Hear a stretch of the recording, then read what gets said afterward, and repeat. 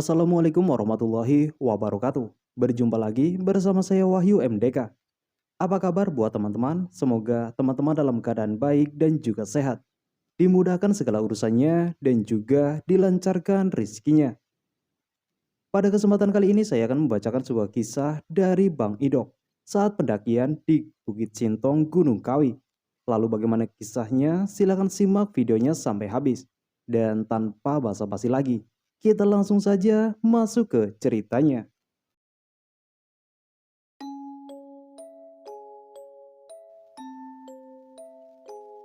Pagi itu seperti biasa, bergulat dengan potongan kain dan bermain mesin jahit sebagai rutinitas mengais rupiah. Dava waktu itu libur sekolah karena hari Sabtu. Dia lagi asik bermain dengan teman sepantarannya. Dan saat Dava akan mengambil bola plastik, dengan bersamaan HP-ku meraung-raung melantunkan lagu Jam dari Van Halen. "Bapak, Mbak Aru telepon. Tolong diangkat dulu leh. Pak, Mbah ngajak camping."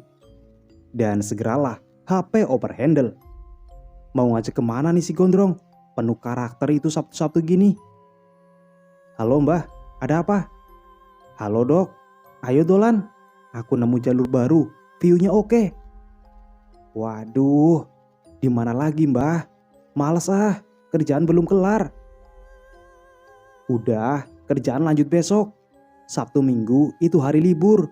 Kubudun ya." Simbah ngomel sambil cengengesan di seberang sana. Aku cuekin saja sambil lanjut kerja. "Emangnya kemana?" "Gunung Kawi." "Udah ayo siapkan, gak pakai lama." HP langsung dimatikan dengan meninggalkan suara cengengesan yang menyebalkan. Aku lanjutkan memainkan mesin jahit kesayanganku. Mesin jahit tua peninggalan nenek tercinta. Dan tidak ada 5 menit HP meraung lagi. Kali ini Cak Mat yang telepon. "Halo Sam, ayo dolan. Nang Bukit Sintong, Gunung Kawi." "Males Cak, kerjaanku belum kelar." "Prei, dolan, jangan ganggu kerja." Semprul, gak ada bedanya semua. Kalau udah pada ngidam, jawabannya mesti sama. Aku pun juga gitu sih. Kalau lagi ngajak mereka, seolah-olah gak ada kata tidak yang keluar dari mulut yang diajak. Tapi aku tetap aja kekeh tak beranjak dari kursi plastik yang seolah telah melengket dengan pantat. Bermain kain menari di atas mesin jahit mengubah potongan untuk disambung lagi dan disusun sesuai pola dan bentuk yang telah ditentukan. Tas ransel. Ya, penjahit tas ransel lokal yang telah aku geluti lumayan lama. Ada keasikan di sana. Kepuasan tersendiri, hobi yang menjadi profesi.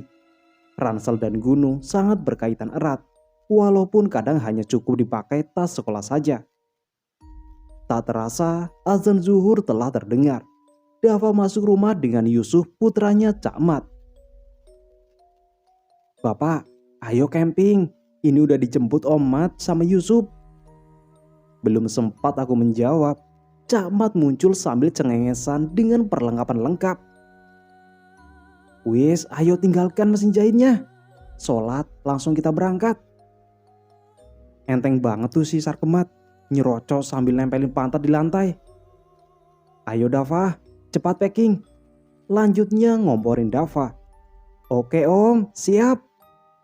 Tanpa menunggu jawabanku, Dava langsung menyiapkan mini carrier-nya, jaket, dan sebagainya. Aku hanya bisa diam tanpa kata. Cak Mat tertawa menjengkelkan penuh kemenangan. Belum sempat turun dari kursi plastik tercinta, HP meraung lagi. Ternyata itu Mbah Arul. "Dok, Mat udah di situ." "Iya Mbah." "Alhamdulillah, berarti kita jadi berangkat." Setelah ngomong gitu, HP langsung dimatikan. Kulirik Cak Mat. Dia tertawa sambil menutup mukanya dengan kedua tangan. Persekongkolan." "Ayo Pak, kita kemon." Dava menegurku yang lagi bengong dengan tingkah teman-temanku. Mereka berdua memang pasangan kompak kalau untuk urusan mempengaruhi orang bolang. Dava dan Yusuf juga pasangan bocil yang udah beberapa kali jalan bareng. Jadinya udah tidak perlu penyesuaian lagi. Mereka berdua sudah menyusun rencana sendiri tentang perjalanan nanti. Mau tak mau, aku juga harus packing juga pada akhirnya. Pukul 3 sore waktu setempat, Cheryl telah siap digendong. Dua motor melaju beriringan menuju rumah Mbak Arul. Cak Mat berdua dengan Yusuf, dan aku bersama Dava. Di sana sudah ada Joko dan Herman, teman sekolah Mbak Arul waktu di STM. Tidak lama, segera kami melesat meninggalkan kota. Cak Mat bergerak secepat kilat meninggalkan rombongan. Berjalan terdepan layaknya dikejar setan. Dan saat di lintasan perempatan jalan, kami terhalang lampu merah. Cak Mat semakin hilang ditelan tikungan. Motor melaju sendu melintasi jalan berliku penuh lubang. Bahkan tidak jarang menanjak tajam. Aku berjalan beriringan dengan Joko. Saat dari belakang terdengar suara raungan motor tua sekelas motorku yang nekat bergerak cepat. Ya ampun, ternyata itu Cak Mat yang memacu laju motornya sampai terkentut-kentut.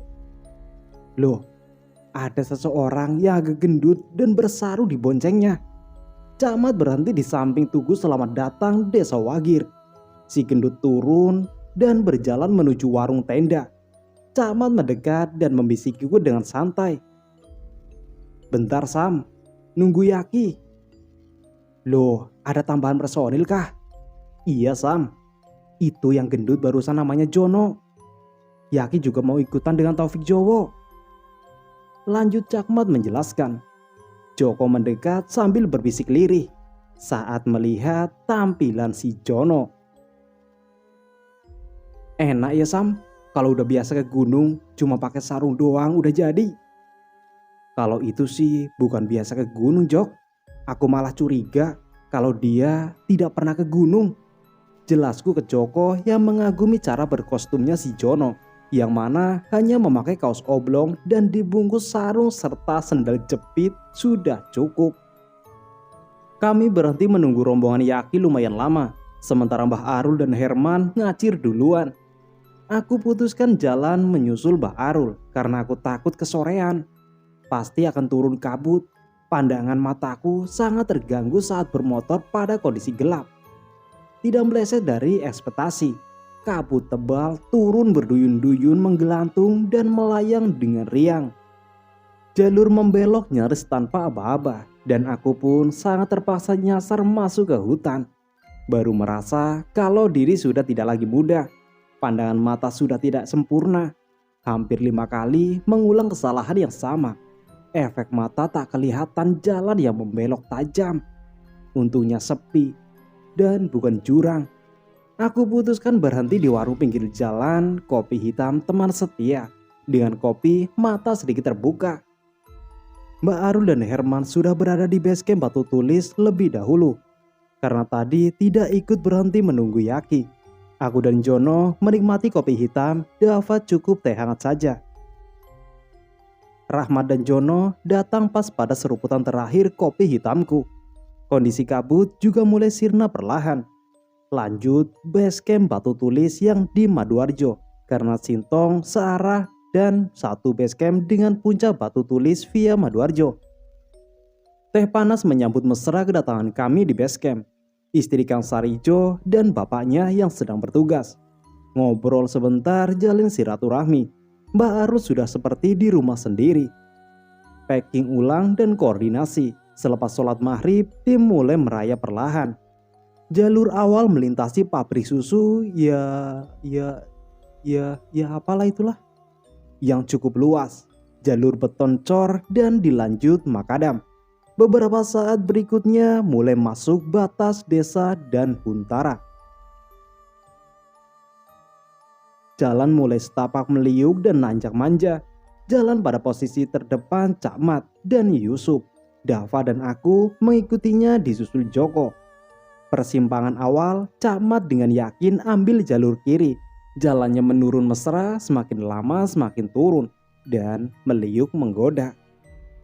Mat, kamu yakin ini jalurnya? Aku bertanya karena ragu dengan jalur yang diambil Cak Mat. Bener Sam, Yang ke kanan itu jalur ke puncak Batu Tulis. Kalau kita ambil ke kiri ke Sintong. Dengan penuh keyakinan, Cakmat menjawab dengan wajah tanpa dosa. Aku masih ragu karena puncak tertinggi ada di posisi sebelah kanan, sementara jalan yang kami tempuh menuju lembah. Bapak, di depan ada orang besar duduk di pinggir jalan. Dava membisikiku yang tengah berhenti untuk orientasi medan. Mat, ngapain kamu lewat situ? Salah jalur, balik. Mbah Arul berteriak lantang sambil bertepuk-tepuk tangan memanggil Rahmat dan kami berlima yang ternyata benar-benar salah jalur. Dengan cengengesan, Cakmat balik kanan. Kesasar Sam, jawabnya dengan enteng. Mat, Dava lihat orang besar duduk di tengah jalan di depanmu tadi. Iya biar wis, gegara dia itu aku tadi juga ragu kalau kita sepertinya nyasar. Oh, gundulmu. Cakmat hanya meringis sambil berlalu. Joko yang baru kali pertama ikut bolang sudah memerah dan banjir keringat di wajahnya. Kesasar jauh ya Sam? Tanya Joko memelas. Enggak, itu cuma di belokan depan. Jawabku santai. Padahal aku juga belum tahu jalurnya. Karena baru kali ini ke Sintong. Kan Mbah Arul yang buka jalur dan aku baru pertama kali. Nyasar lagi. Itu pun akibat diperkosa. Disuruh ikut oleh mereka para manusia haus pendakian ini. Saat di pertigaan awal, Simba berkacak pinggang sambil tertawa tanpa suara. Mat, mau kemana? Kok jalan turun ke lembah sana? Kan kemarin pas pertigaan ambil kiri Mbah. Pertigaannya masih jauh di atas sana Mat. Oh, aku hanya tertawa mendengar mereka berdua sementara tim yang lain kelihatan agak jauh kerlip senternya. Masih jauh tertinggal. Cepat juga berarti kami berlima tadi kalau berjalan. Atau tim belakang jalannya lambat seperti keong. Oh iya sih, Dava dan Yusuf kalau jalan kan sambil berlari. Kami sekedar mengikuti dan mengimbangi. Jok, tuh lihat. Yang kamu anggap sudah terbiasa naik gunung. Ucapku ke Joko sambil menunjuk Jono yang membawa bungkusan kantong plastik sambil ditenteng. Serta berjalan kerepotan dengan sandal jepit pada jalan yang becek. Sementara sarungnya digalungkan di leher kayak si pitung. Cakmat bergerak lagi.